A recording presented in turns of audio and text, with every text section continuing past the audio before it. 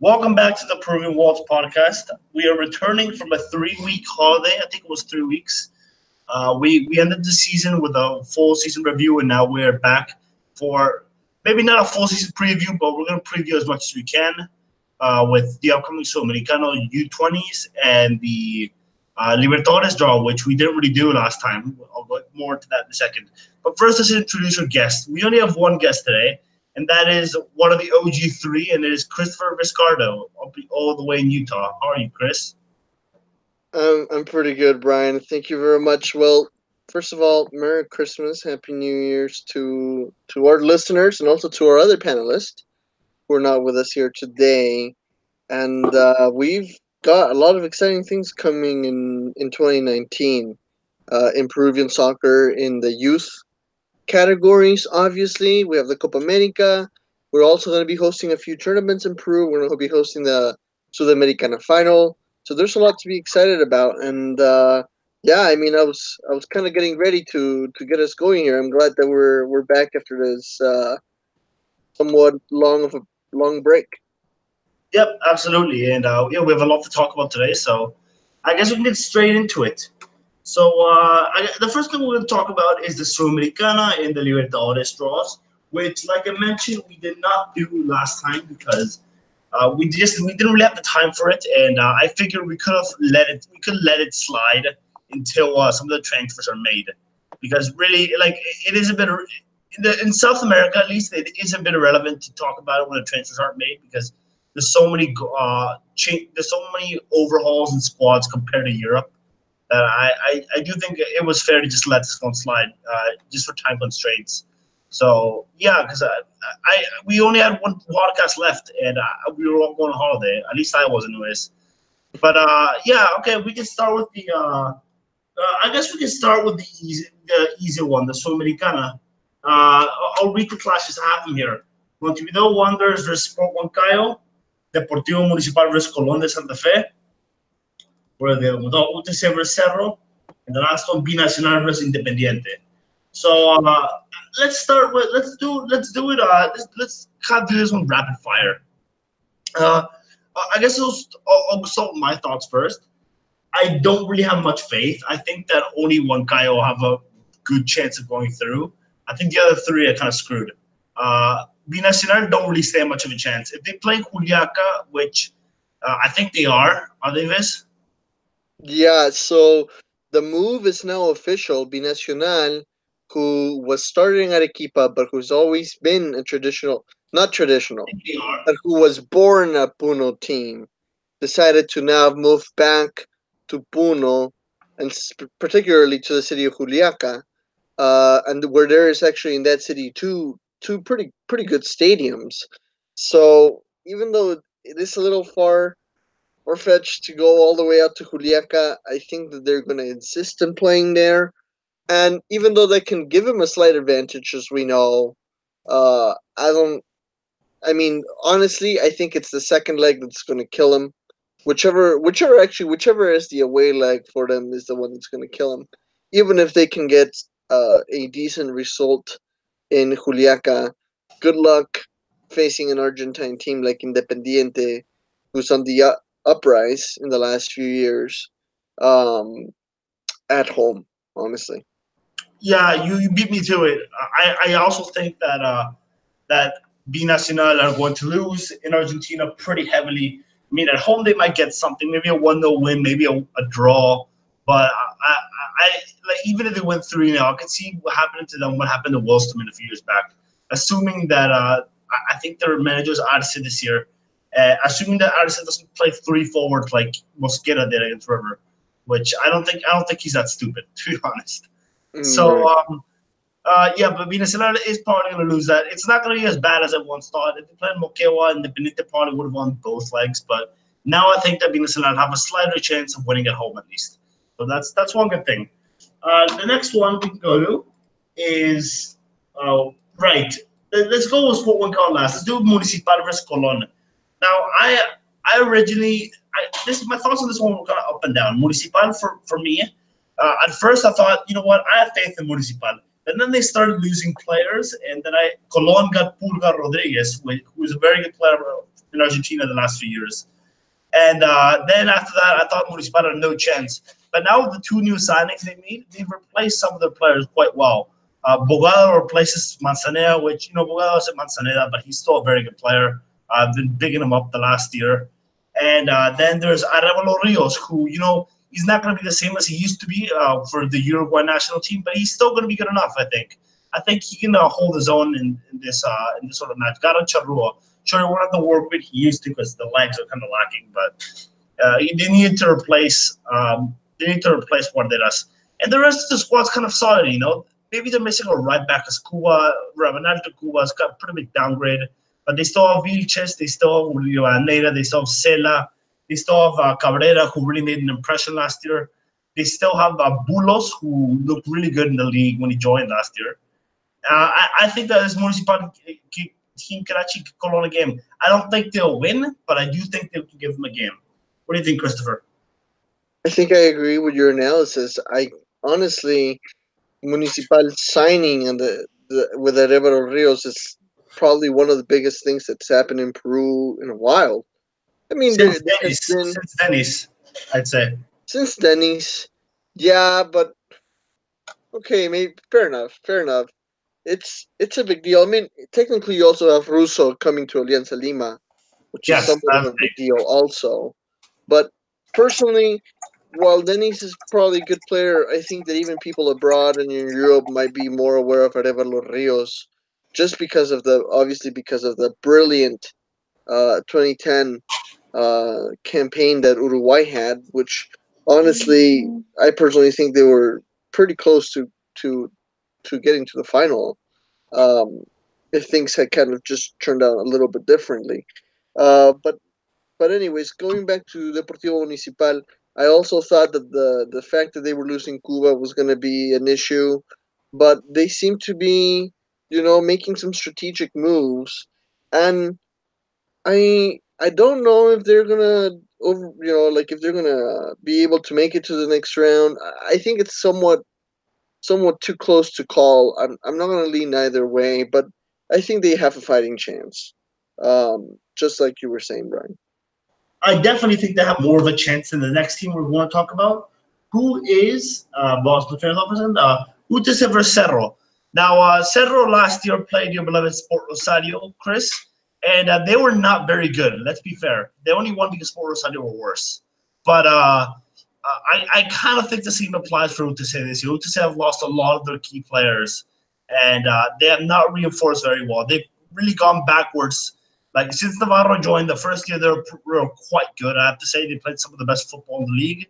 The next year they lost a few players and they signed a few, like we call them paquetazos. And the next year, which is this year, they lost Millán and Ugarriza and they signed even worse players. So that it really astounds me. And it appears that UTC are not going to play at home today, so we can see them playing Callao like they did this year into Rampla, which would be a big disadvantage for them. And this time they don't have the quality to back it up. So yeah, I honestly have no faith in UTC to win this. I think Cerro are going to win it pretty easily.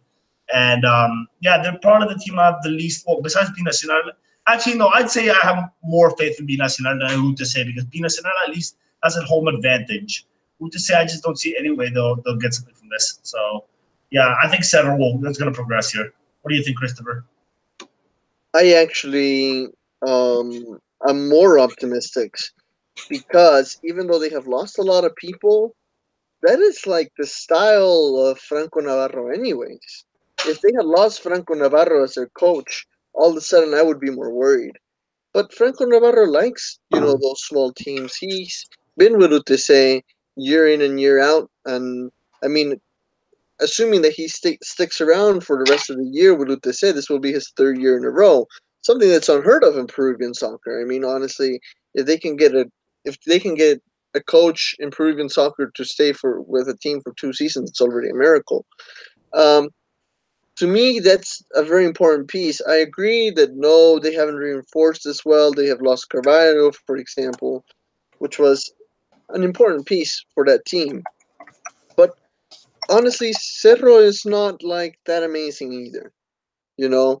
And so, considering what happened with Rampla last year and how they played at home, I'm gonna suggest somewhat of a similar strategy, and basically do your best at home and then hold on tight when you go to Uruguay. I'm actually somewhat optimistic that they can actually get through. I just don't honestly. I don't think that highly of the Uruguayan division teams. Other than obviously Nacional and Peñarol, who even they have their faults. I mean, we know that Uruguay is a small country with a great soccer tradition, but it's not like they are at a level that's beyond the capabilities of a decent Peruvian team if they know how to play their cards right. Absolutely. And the last one we can talk about is Huancayo. This is the team I have the most faith in to get past the next round. And I actually don't think too highly of Huancayo this year. I personally think they're going to struggle a little bit again next year. And that's only because I think they've reinforced well, but I think they're missing one more attacking player for them to actually work. So I think that they're going to be fighting a Sudamericana spot in the league again. But I am pretty confident they will win this because Montevideo Wanderers aren't great, and they they have the altitude advantage. If Giorni can fix home form, then they'll definitely win that. And I think they can get something away from home as well, maybe a draw. But I'm pretty optimistic of Huancayo's chances to win this. What do you think, Chris? Yeah, I would say the same. I think that Huancayo is going to be just fine. Honestly, going to Huancayo and playing there is tough for almost everyone. I think it's a pretty decent team. It's a team that's stayed where in the top half of the league usually, and earned consecutive spots to international championships. And so I would also agree with you. I think that that's going to be the strategy. I think they can play well at home and then hold on tight in Uruguay. And I honestly think that they probably have the best chances out of all four matches that we have talked about.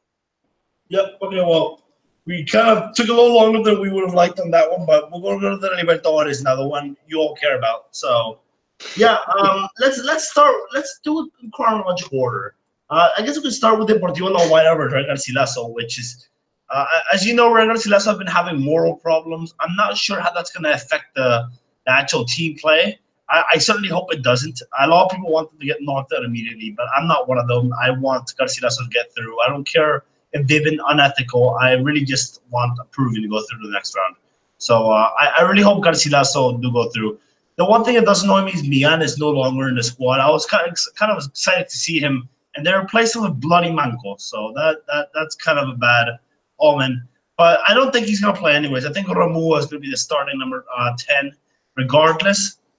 So I do think that it's going to be an interesting clash, especially because La Guaira are preparing in La Paz. They've been preparing in La Paz for, well, not the past 10 days, but 10 days before the actual match starts.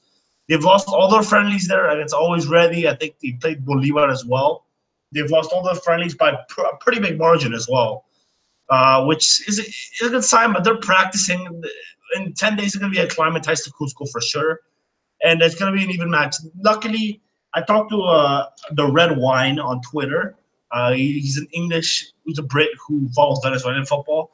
And the White have apparently lost a lot of players. They've lost most of the forwards, so that's a good sign. And I think Garcilaso will have more about them than the Venezuelans. So I do think Garcilaso is going to win this, and they'll face Atlético Nacional in the next round, who I was pretty confident Garcilaso would beat before yesterday. Yesterday they got the transfer ban lifted, and I think Nacional are probably going to win that now. Now they can make signings because they had a pretty depleted squad, but not anymore. So, Christopher, what do you think of this clash and the next clash for Garcilaso? Well, I know that you're not a Manco lover, okay? And I mean, it's funny. My dad's actually huge into Manco. Like he will be watching Manco replays like every other night. He just thinks he's the best player ever. And the thing is that if you really do look at those, if you look at those plays, if you look at a compilation of like Manco moves from just last year, he has good moves. I think that part of the issue is that even though he has good moves, I just don't think his stamina is quite there. So therefore, I can see him actually packing a punch, being a super sub, and actually coming in and solving a game or two for Real Garcilaso when the time is right. Uh, which is something that no player wants to be a super sub. Every player wants to be a star, but obviously, in this case, it might be good news for Real Garcilaso. I'm actually pretty confident that Real Garcilaso is going to make it through. As to going to, if they do make it through and beat this Venezuelan team, try to play Atlético Nacional is a whole other story. So as to the ethical issues, yeah, it's an issue. It's really a worry for those that are not aware. There's basically been some serious stuff going on with contracts and players, and basically, Real Garcilaso will sign players or will send the paperwork to the players to sign, and then they will never sign their half, and so therefore end up kind of getting away with a legal loophole, which is actually very unethical, very unfair.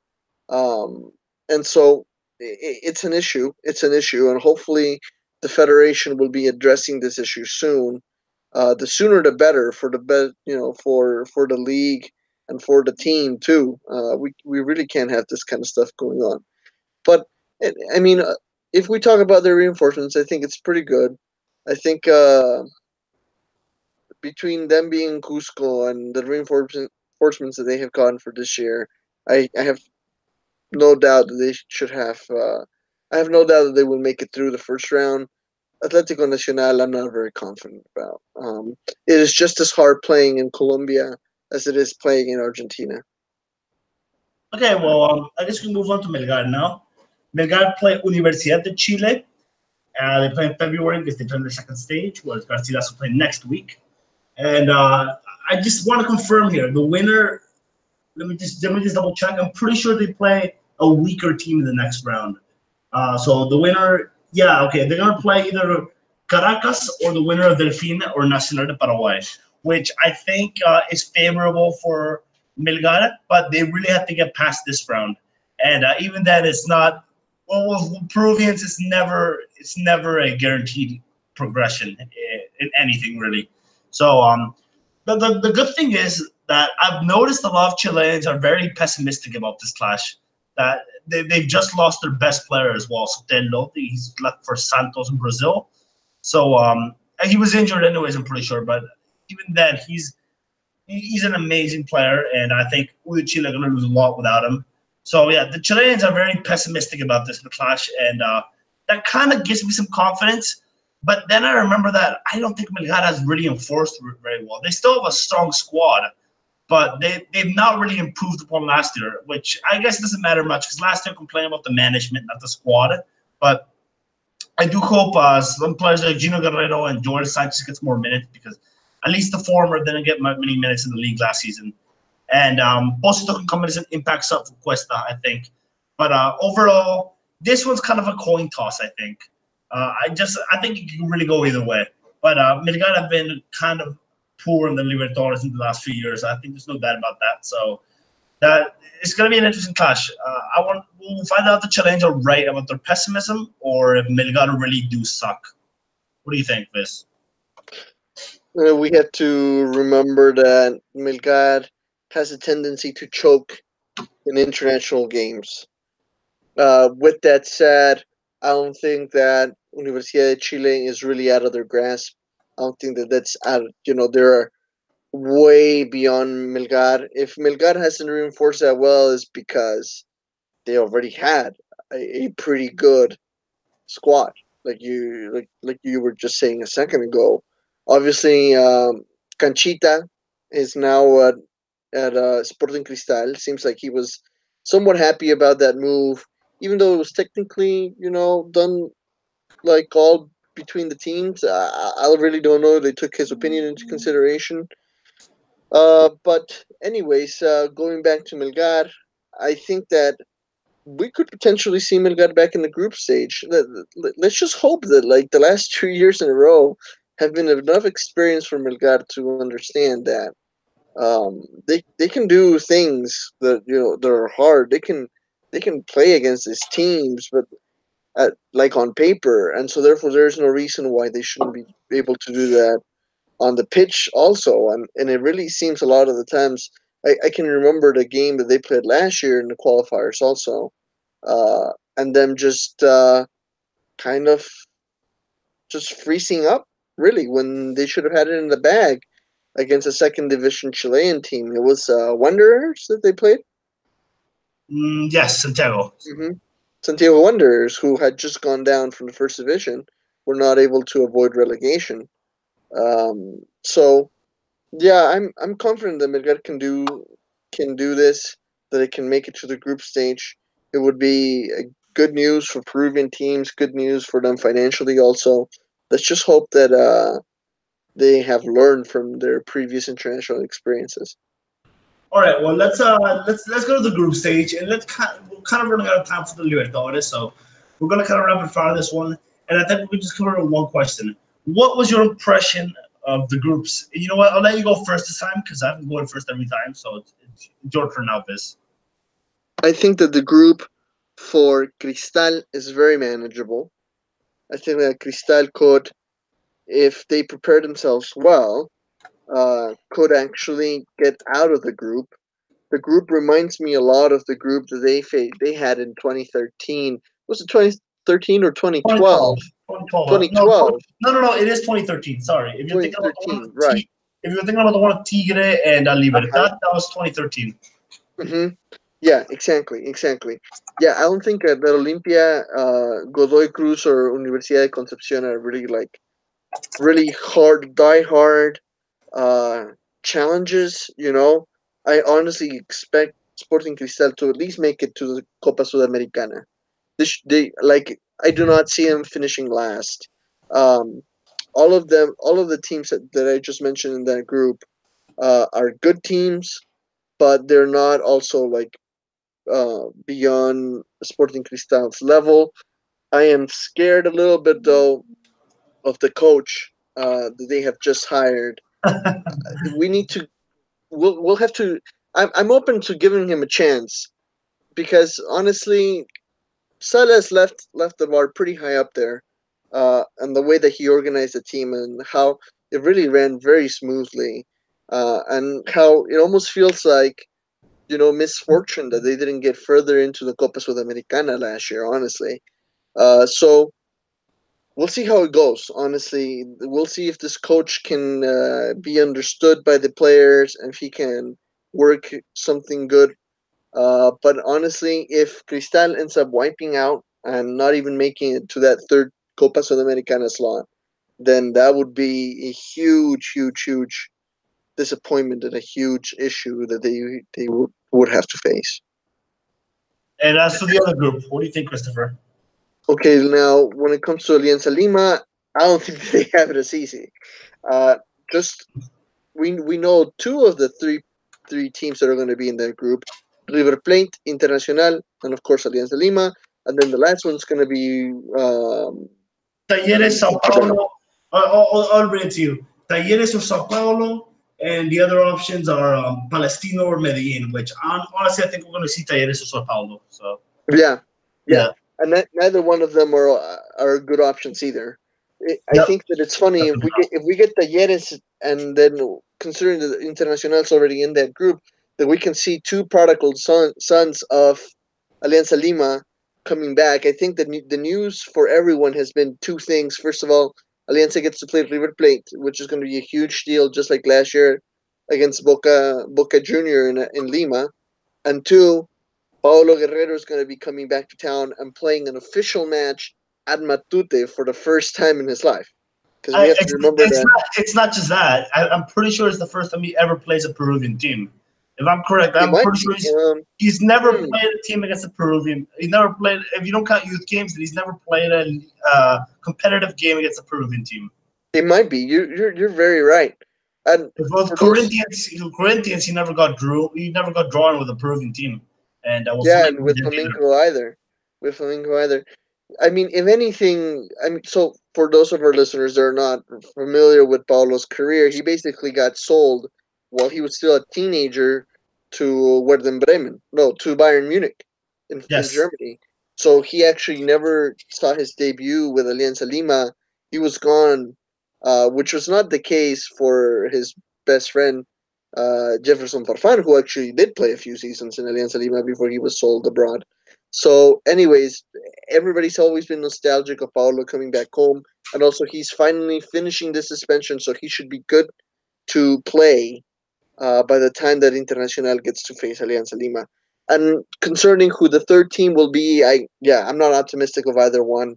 Um, some part of me thinks that unless Russo can like really pull a miracle, I'm not very optimistic that Alianza Lima is going to be going far in this tournament. So I wouldn't be surprised if they get either the Copa Sudamericana slot or just wipe out on fourth like last year.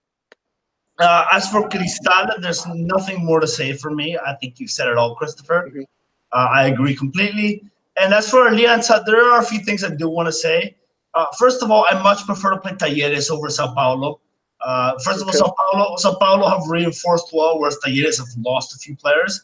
And secondly, Brazilians, they'll beat you just by showing up.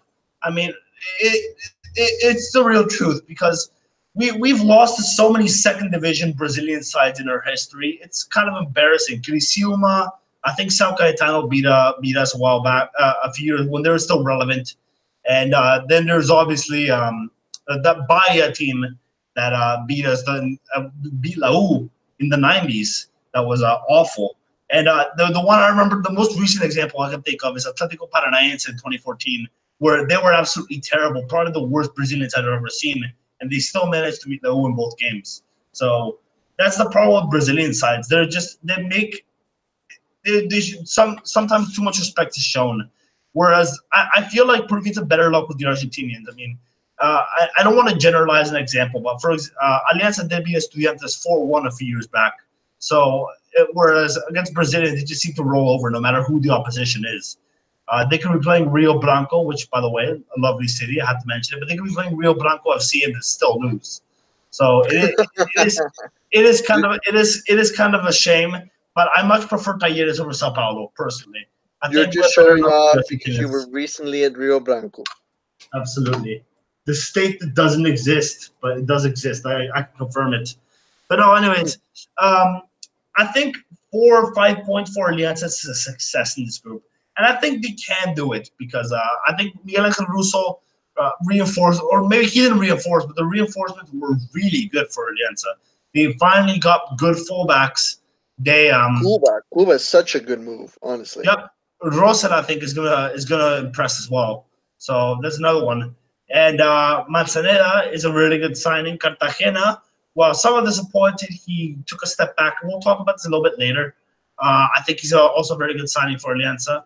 And Gustavo Alfonso, who can score goals. I mean, he's not a great forward outside of Peru, but I think he does have a good target man about him. So I think that there's a good target man there somewhere even for international level. I think you just gotta get those balls into the box and hope if you have some open space, you'll score it. So that I'm pretty excited. My only concern is the center backs, which I'm not convinced.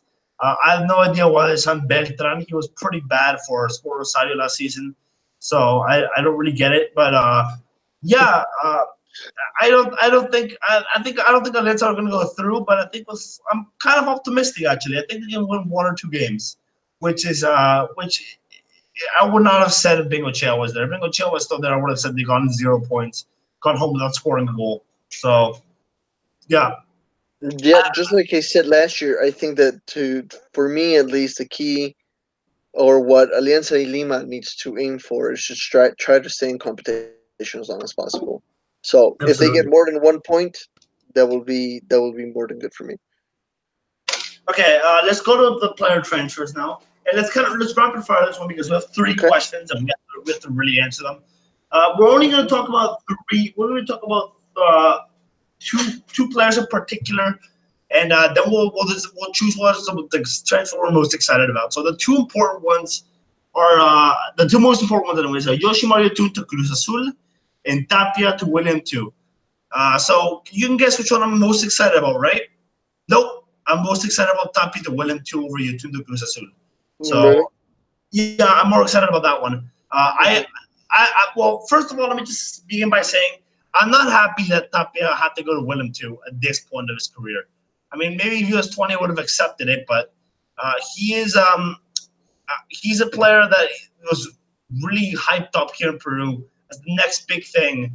And at 24 years old, he has to go to Willem II, where Farfan at 24 was already tearing it up for. I might have even been at Schalke by then, actually. So it is kind of embarrassing. But I am not against the move by any means because Tapia needed game time. Let's be real. And at Feyenoord, he just wasn't going to get it. And according to those Dutchmen I talked to, he didn't really take his chances when he was in the first team, which I think is a bit unlucky because he did play out of position for most of it. But yeah, it's unfortunate. This is how things happen.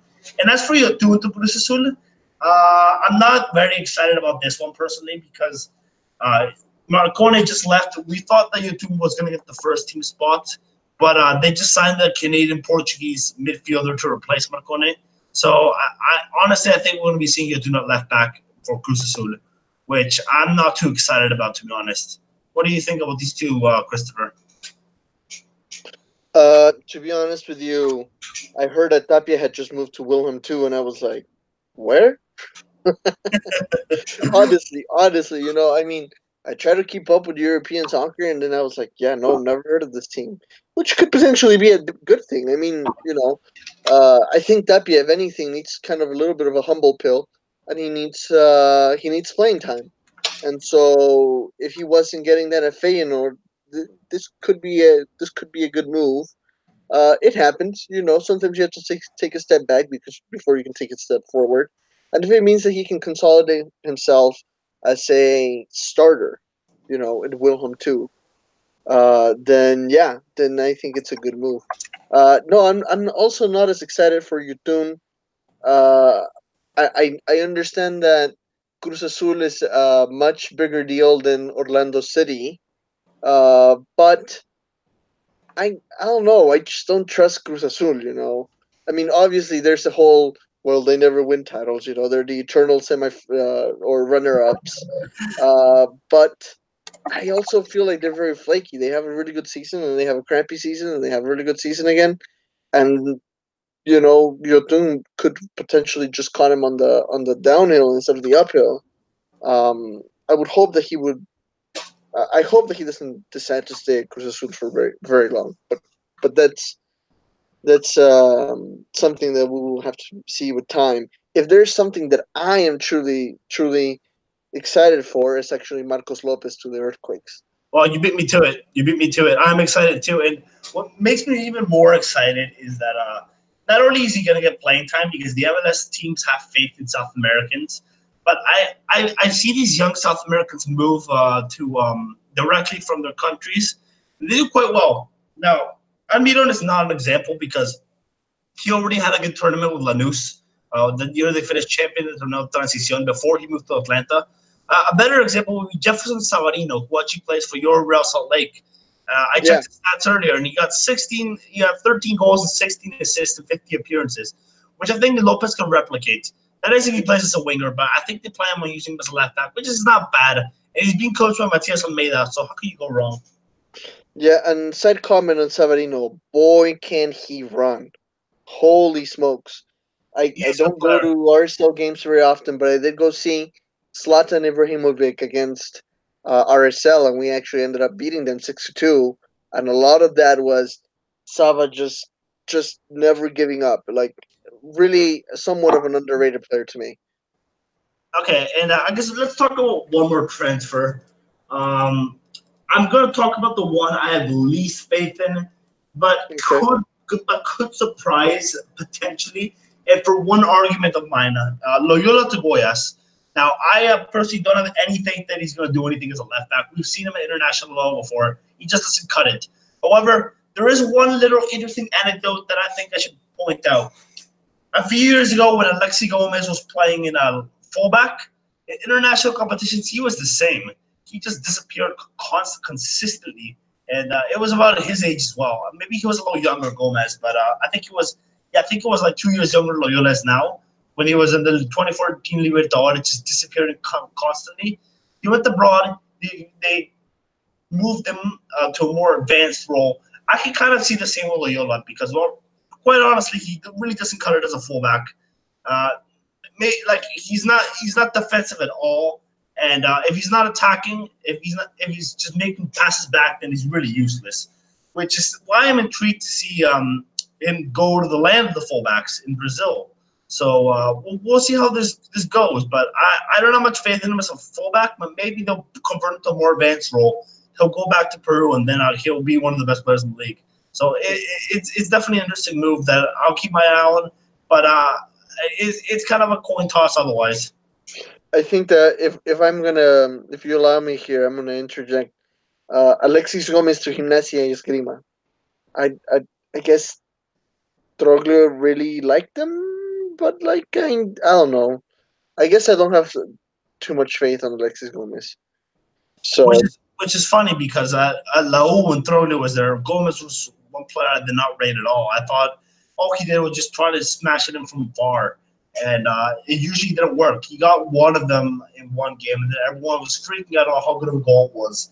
When I was the one who realized, you know what? It's not that impressive. If you do it 100 times, you get it in your 90th attempt. So right. I don't get it. Some harsh words from Brian Birdie tonight. Well, anyways, let's go to the questions. I guess we can talk about I guess we could talk about one at a time. So I'll do one question. I'll do two of these, and then you do the last one. Okay. Okay. So Kevin Montalvan at K Montalvan7 asked, which of the promoted sides do you think will have some measure of success in Liga One? I say Alianza Universidad and Manucci. I think Cesar Vallejo are going to fight the drop. I think they will survive, but I think they're kind of built a transitioning squad. Personally, I mean, they didn't sign some great players, but they signed some very young ones, and I think that if they survive next year, if they survive this year, sorry, then next year they'll be a force in the league again. But this year, I think they're going to be kind of weak. Personally, I think that they're just going to try and transition, kind of taking a risk, but also not going too crazy in the transfers, which I think is a good move. But let's just hope for them and for their sake it doesn't backfire. And as for the other team, Morelos and Pirata, I have no faith. And I'm not saying that because I don't like them. I'm saying that because instead of trying to sign players, they've spent the entire summer window, which it's summer in South America for those listening up north. They spent the entire summer window trying to get the rights to Jack Sparrow, which, surprise, surprise, Disney did not pick up the phone. So actually, according to the club president, Disney picked up the phone and said, "Well, give us some more evidence that you're doing something good in your community, so that we can give you the rights." Well, I don't believe that. According to him, who knows? Who knows? Then again, we've seen a few pathological liars in Peru. So I don't believe it at all. Let me just jump in for a second here on those two. Yes. To me, actually, I have more faith in both of the Trujillo teams, Vallejo and Manucci. I can see either one of them, or even both of them, potentially in Sudamericana next year. And partially why we have to remember that we have the Copa Bicentenario, which is it's giving a slot to the Sudamericana, and it's a whole different kind of tournament. I have the feeling that the big teams in the league are not going to be paying as much attention to the Bicentenario Cup, and that way Vallejo or Manucci could actually sneak in there and get a slot to Sudamericana. Yeah, no, I agree with the Bicentenario. That's a pretty good point, actually. But yeah, I guess let's move on. Like I said, I think Alianza Universidad and Manucci are going to be the two teams that are going to have some success. I think Vallejo are going to fight the drop, and Morelos and Pirata are going to finish dead last. So, yeah, let's I'll answer the next question. Or actually, the next question can go last because we're transitioning. So, next up, Nardino at Narchapo asked, what exactly going on with Cueva in Russia? Transfer rumors out already. I'll let you answer this one, Christopher. Oh, well, it's a long story, but basically, it seems like Krasnodar's best signing of the year was Cueva, and they feel like Cueva is a pretty valuable player, even though we all saw him miss that penalty. I'm never going to forget Cueva. I'm never going to forget. But the issue is that they actually don't really want to get rid of him. They want to keep Cueva at Krasnodar, and they basically made it very, very hard for Independiente to acquire him. First, they said, let's do half and half, let's do a loan, and Krasnodar rejected both of those offers. And in the end, Krasnodar said, if you really, really, really want him, you're paying some hard cash. I believe it was like 6 million or something like that they wanted for Cueva. But they want him. They want Independiente to buy Cueva, like every single penny that he's worth, and that is a lot of money.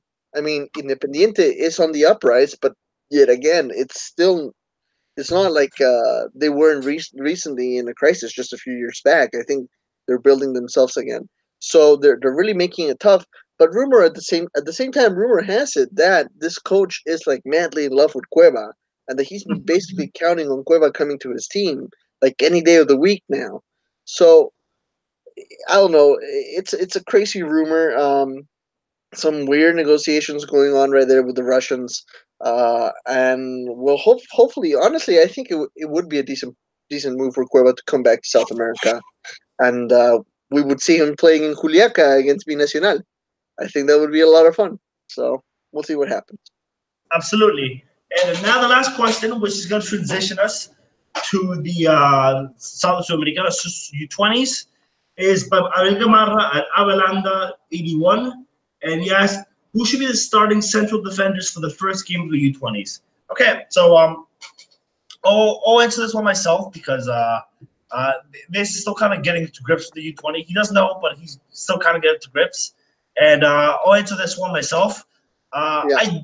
I personally think the starters should be Velarde and Sarabia, but I'm pretty sure the starter for the first team 11, which is going to rotate a lot, but I think the starter for the first team 11 is going to be Sarabia and Donomastier. So what I think of the three, Sarabia is one player who has not debuted in the first division. At least I don't think he has. He might have played for Union Comercio in the last few match days. But he's a very good central defender. I rate him quite a bit. He developed a little bit at Gremio a while back, and then he went back to Municipal.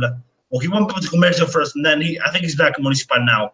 But Sarabia he's probably the highest potential out of the three. But I gotta see him debut first in Primera to see if he's gonna live up to that. So it's kind of a coin toss with him.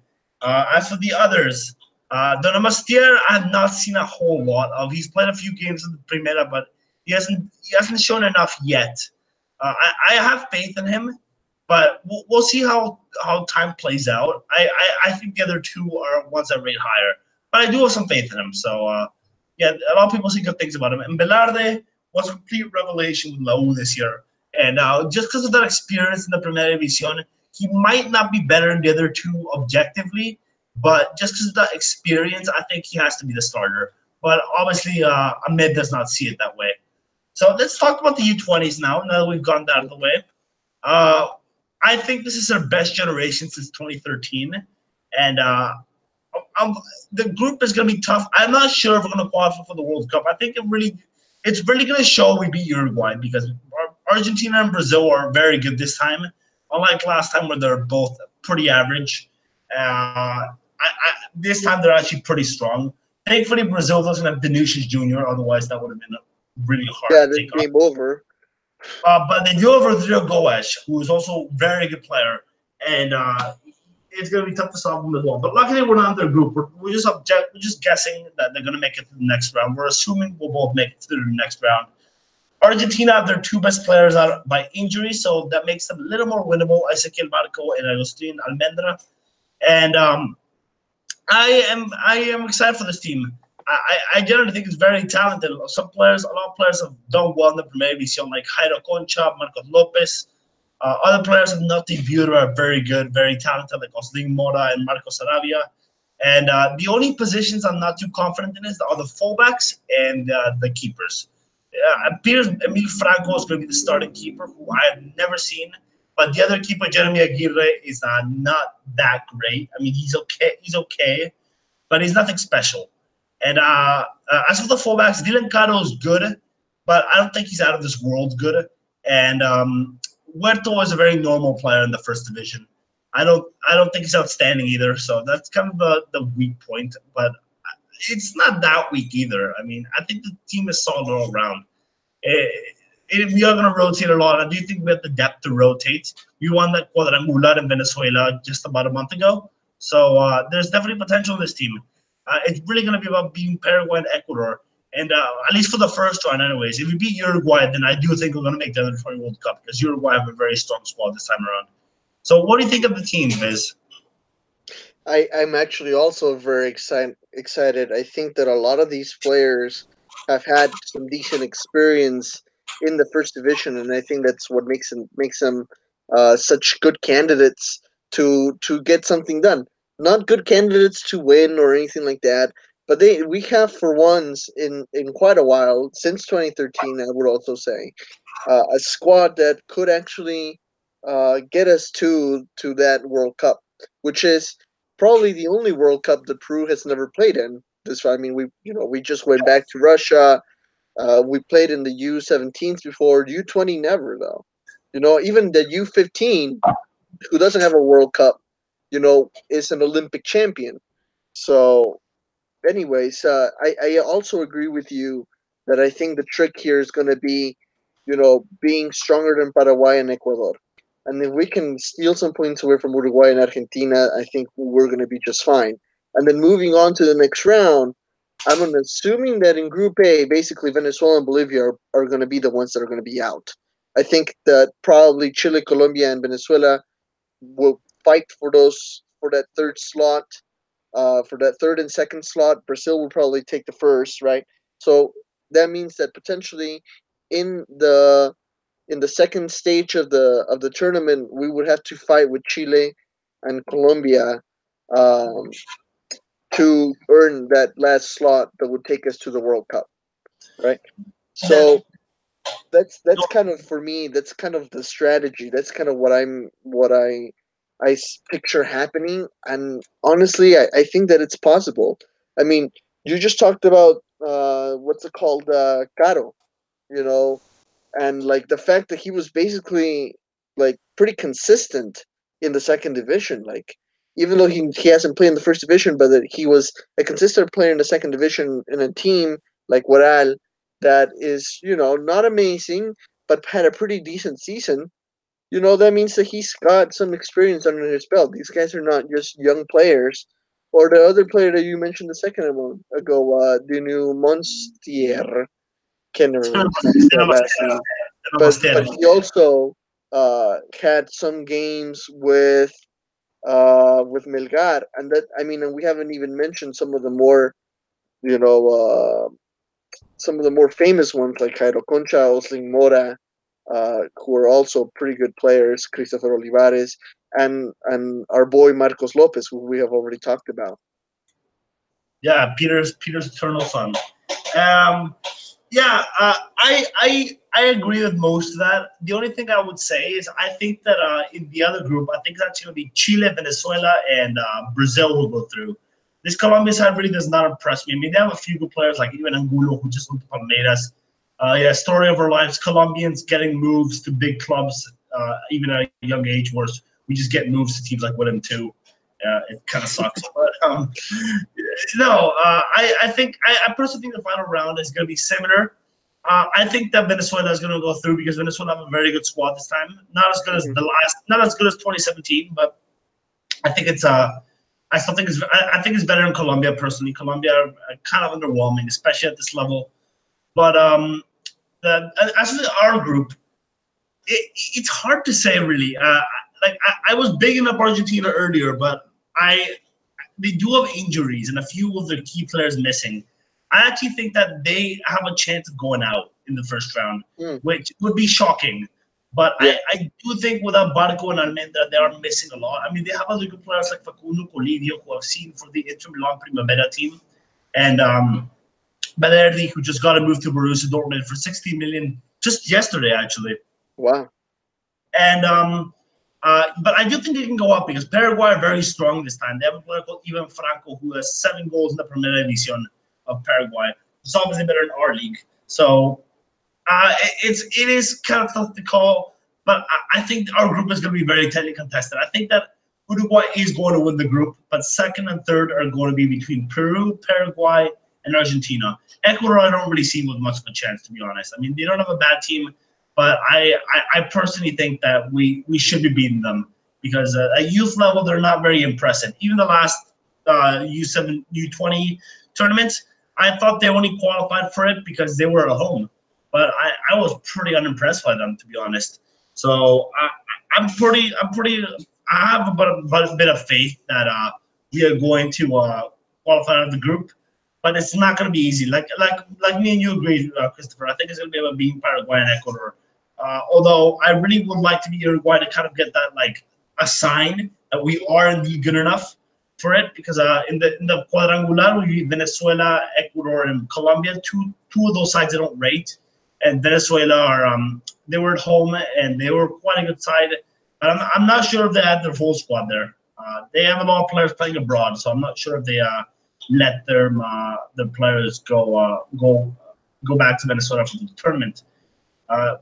It's an interesting case. They have players playing at Juventus, Borussia Dortmund. There's a player called playing at Huachipato again, just like Sotelo was in the last tournament. So Venezuela is definitely an interesting case. They're now, luckily, Peru doesn't really struggle with Venezuela in anything. So that's not entirely true, okay? But we don't lose to them, better said. We do struggle, but we don't lose to them. At least not anymore. So I think that's one thing. And I don't think we'll lose to Paraguay either, because their style has historically really annoyed the Paraguayan team. If they win, it's because they were better for most of the past 40 years. But the style really does not. How to put this best? The style does not really help them much, because the Peruvian style kind of counters the Paraguayan style, I've noticed. I mean, just put it this way: Paraguay, in the history of football, Paraguay has never won a Lima or even ever come close. Yeah, whereas Bolivia and Venezuela have almost won a Lima. In Bolivia in 2004 and Venezuela just the past qualifiers. So, yeah, I think we will beat Paraguay because of that. I think we have a better side than them anyways, but it's gonna be interesting. So, yeah, what else do you think, Christopher? Who do you think we should watch out for? Who are you most excited to watch in this tournament for Peru? Players wise, or team wise, or player wise for Peru. Player wise, I think the ones that I just mentioned. I mean, honestly, Marcos Lopez. The fact that he has already played with the adult squad in the past, I think that's interesting. That's important. I'm also excited to see what Christopher Olivares can do. He played a decent amount of games with Sporting Cristal. And that would also be interesting. I mean, I've already mentioned some of the names that I am the most familiar with. I would also be interested to see if there's any surprises. Honestly, this is a good time for these young guys to show themselves off, and so therefore, yeah, I do want to be surprised. I do want to kind of see if there's anyone that kind of rises to the occasion and kind of steals the show.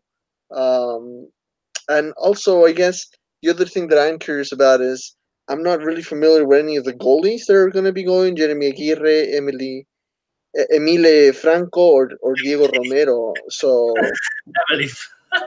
I don't know how to pronounce this name. Emil, he's American, so it's Emil. Emil, okay, all right. You never know.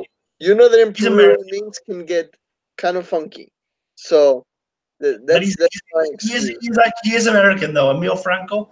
He actually played for the IMG Academy, which I'm not sure where exactly in the United States it is. But he was a Sporting Cristal, and now as a prospect. Like I said, I don't really rate the goalkeepers in the squad. Jeremy Aguirre, I think, is the best goalkeeper we have. I haven't seen Emil Franco, so I wouldn't know. But the fact that he plays for Sporting Cristal doesn't really give me much confidence, because Sporting Cristal are pretty awful goalkeepers. I mean, they have a great academy, don't get me wrong, probably the best in Peru. But in terms of goalkeepers, they're pretty awful. I mean, their last good goalkeeper that's come up through the ranks is Diego Penny, which is a long time ago. So that really tells you all you need to know. Yeah. I mean, who's coming through the ranks now? Carlos Grados, who is terrible. So I definitely think that but I'm just generalizing, so I could be very wrong. But I just don't have much faith in the goalkeepers this time around. I think that just like in 2013, it's gonna be the weakest point of the team. I don't think it's gonna be quite as bad, but it is gonna be a weak point. So that's kind of unfortunate that and that Samudio wasn't a little bit younger. Samudio from Nuno Comercio, who I think is pretty good. So yeah, that's gonna be it for the podcast today. I'm happy to be back, and we're gonna do this weekly again, like we always do. Well, the weeks that we can't do it anyways, we're gonna do it most weeks. Last time we got 48 out of 52, so let's hope for a similar number this year. Hey, So, that's pretty good. Yeah. So before I ended, I did just want to make a little bit of an announcement. The special podcast will be returning probably next week. I mean, it all depends if the schedules go right. But what we're planning is we're trying to do a Copa America live reaction draw. And so far, things seem promising. It seems like we're actually are going to be able to do it. But I'll let people know on Twitter if it's actually going to happen. But that's cool. That's one of our ideas. We're thinking about doing a Copa America live draw next week with me, Christopher, Peter, and Michelle. Just add a little bit of drama with Michelle because she's obviously part Chilean, so she'll have like a double reaction there. But that's gonna be interesting. I want those are the four, and maybe we want to get others in the podcast that want to join in as well. That's one of the ideas. So stay tuned for that. But for the most part, we'll be back next week with another one of the main episodes. And yeah, that's gonna be it. My name is Brian Birdie, and my Twitter handle is B_Bertie98. You can follow the Peru Waltz at Peru Waltz. And Viz, what is your Twitter handle? Well, my name is Christopher Fiscardo, and you can find me at VIZ_FC. Hopefully he tweets a little bit more because he's been a bit quiet lately. But yeah, no, it's a time of year. Life happens.